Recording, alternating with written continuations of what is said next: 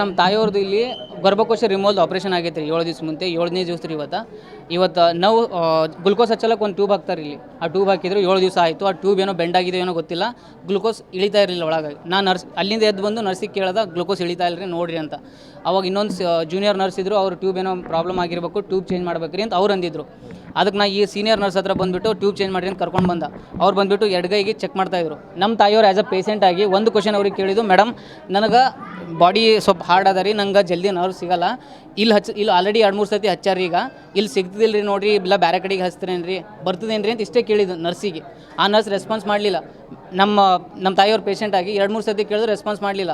3ನೇ ಸತಿ ಕೇಳಿದಾಗ ಈ ನರ್ಸ್ ಏನಂತಾರೆ, ನಿಮ್ಮ ಸಂಗಟ ಮಾತಾಡೋದೇ ತಪ್ಪದ, ಎಲ್ಲನೂ ತಪ್ಪಾದ ನಿಮಗೆ ಅಂತೇಳಿ ರೂಡ್ಲಿ ಬಿಹೇವ್ ಮಾಡಿದವರು. ಲೌಡಾಗಿ ಎಲ್ಲರಿಗೆ ಕೇಳಿಸೋ ಥರ ಲೌಡ್ಲಿ ಬಿಹೇವ್ ಮಾಡಿದ್ದು ಆ ನರ್ಸು.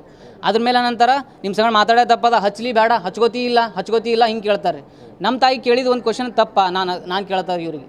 ಅದಕ್ಕೆ ಕೇಳಿದ್ರೆ ನಂತರ ನೀವು ಮಾತಾಡೋದು ಹಿಂಗೆ ಮಾತಾಡ್ತೀರಿ ಎಲ್ಲರೂ ಅಂತಾರೆ. ಇವ್ರು ಕೇಳಕ್ಕೆ ಬಂದರು ಹಂಗೆ ಅಂತಾರೆ. ಆಯಿತು, ನಮ್ಮ ತಾಯಿಯವ್ರು ಅಷ್ಟೇ ಅಲ್ರಿ, ಈ ವಾರ್ಡಲ್ಲಿ ಆ ವಾರ್ಡಲ್ಲಿ ಎಲ್ಲ ವಾರ್ಡ್ ಒಳಗೂ ಎಲ್ಲ ಪೇಷಂಟ್ ಜೊತೆ ಈ ನರ್ಸು ಹಾಗೆ ಬಿಹೇವ್ ಮಾಡೋದು.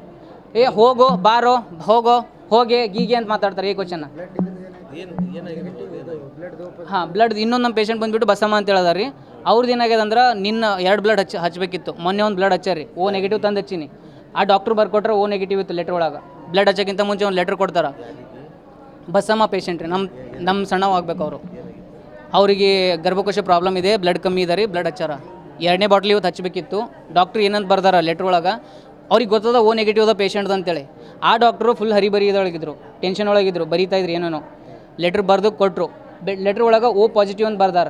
ನಾನು ನೋಡಲಿಲ್ಲ ಅಷ್ಟಾಗಿ, ಯಾಕಂದ್ರೆ ನಮಗೂ ಅಷ್ಟು ಗೊತ್ತಾಗಲ್ಲ. ಡಾಕ್ಟ್ರ್ ಬರ್ದಾರ ಸರಿ ಇರ್ತದೆ, ಡಾಕ್ಟ್ರ್ ಮೇಲೆ ಭರವಸೆ ಮಾಡಿ ಬರ್ತೀವ್ರಿ ನಾವು. ಆಯಿತು, ನಾ ಎಜುಕೇಟೆಡ್ ಇದ್ದಂಗೆ ಗೊತ್ತಾಯ್ತು ರೀ. ಅವರು ಏನು ನಮ್ಮ ಔಷಧ ಅದಾರ, ಅವರು ಅನ್ಎಜುಕೇಟೆಡ್, ಏನೂ ಗೊತ್ತಾಗಲ್ಲ ರೀ. ಅವ್ರ ಸಲಿಂದ ನಾನು ಬಂದಿದ್ದೆ ಆ್ಯಸ್ ಅಟೆಂಡರ್ ಆಗಿಲ್ಲಿ. ನನಗೂ ಅಷ್ಟು ಗೊತ್ತಾಗಲಿಲ್ಲ. ನಾನು ಯಾವಾಗ ಬ್ಲಡ್ ಬ್ಯಾಂಕಿಗೆ ಸ್ಯಾಂಪಲ್ ಒಯ್ದು ಕೊಟ್ಟ, ಸ್ಯಾಂಪಲ್ ಚೆಕ್ ಮಾಡಿ ಬ್ಲಡ್ ಬ್ಯಾಂಕ್ ಅವ್ರು ನಂಗೆ ಫೋನ್ ಮಾಡಿ ಹೇಳಿದ್ರು, ಈ ಸ್ಯಾಂಪಲ್ಲು ಓ ನೆಗೆಟಿವ್, ಲೆಟ್ರಲ್ಲಿ ಓ ಪಾಸಿಟಿವ್ ಬರ್ದಾರ, ಯಾವ ಡಾಕ್ಟ್ರು ಬರ್ದಾರ, ಹೆಂಗೆ ಇನ್ರೆಸ್ಪಾನ್ಸಿಬಲಿ ಆ ಡಾಕ್ಟ್ರು ಬರೆಯೋಕ್ಕೆ ಸಾಧ್ಯ. ಇನ್ ಕೇಸ್ ನಾವು ಬ್ಲಡ್ ಬ್ಯಾಂಕರ್ ಆಗಿ ಈ ಬ್ಲಡ್ನ ಸ್ಯಾಂಪಲ್ ಚೆಕ್ ಮಾಡಿರಲಿಲ್ಲ, ಹಾಗೆ ಲೆಟ್ರ್ ನೋಡಿ ಕೊಟ್ಟಿದ್ದೀವಿ ಅಂದ್ರೆ ಆ ಪೇಷಂಟು ಡೆತ್ ಆಗೋ ಪೊಸಿಷನ್ ಇತ್ತು ಅಂತ ಅವ್ರು ಹೇಳಿದರು.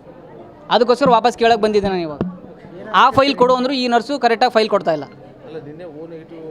ಮೊನ್ನೆ ಹಚ್ಚಾರ, ಓ ನೆಗೆಟಿವ್ ಹಚ್ಚಾರ. ಆವಾಗ ಈ ಡಾಕ್ಟ್ರು ಬರ್ದಾರೋ ಯಾರೋ ಗೊತ್ತಿಲ್ಲ, ಆ ಡಾಕ್ಟ್ರಿಗಾದ್ರೂ ಬ್ಲಡ್ ಹಚ್ಚಬೇಕಾದ್ರೂ ನಾನು ಇಲ್ಲಿಂದ ಆ ಡಾಕ್ಟ್ರನ್ನ ಹುಡುಕಾಡ್ಕೊಂಡು ಲೇಬರ್ ವಾರ್ಡ್ ಹತ್ರ ಹೋಗಬೇಕು. ಯಾವ ನರ್ಸು ರೆಸ್ಪಾನ್ಸ್ ಮಾಡ್ತಿಲ್ಲ. ಈ ನರ್ಸಿಗೆ ಕೇಳಿದ್ರೆ ಏನಂತಾರೆ ಅವರು, ಡಾಕ್ಟ್ರ್ ಹೇಳೋದನ್ನ ನಾವು ಹಚ್ಚಲ್ಲ. ಆಯಿತು, ಬ್ಲಡ್ ಖಾಲಿ ಇಲ್ಲ, ಬೆಡ್ ಖಾಲಿ ಇಲ್ಲ, ನಾವು ಹಚ್ಚಲ್ಲ, ಹೋಗಿಲ್ಲ, ಡಾಕ್ಟ್ರ್ ಕರ್ಕೊಂಬ, ಡಾಕ್ಟ್ರ್ ಬರ್ಸ್ಕೊಂಬ. ಡಾಕ್ಟ್ರ್ ಸಲ್ಲಿಂದ ನಾವೇ ಓಡಾಡ್ಬೇಕು ಈ ಹಾಸ್ಪಿಟಲ್. ಯಾವ ನರ್ಸ್ಗಳು ಓಡಾಡ್ತಾ ಇಲ್ಲ ಇಲ್ಲಿ. ಡಾಕ್ಟ್ರಿಗೆ ಹೋಗಿ ನಾವೇ ಕೇಳಬೇಕು, ನಾವೇ ಬರ್ರಿ ಮೇಡಮ್ ಬ್ಲಡ್ ತಂದಿದ್ದು ಹಚ್ಚಬೇಕು. ಬ್ಲಡ್ ಹಿಡ್ಕೊಂಡು ಕೇಸಿನ ಅರ್ಧ ಗಂಟೆ ಓಡಾಡ್ಬೇಕು ಅವ್ರಿಂದ ನಾವು.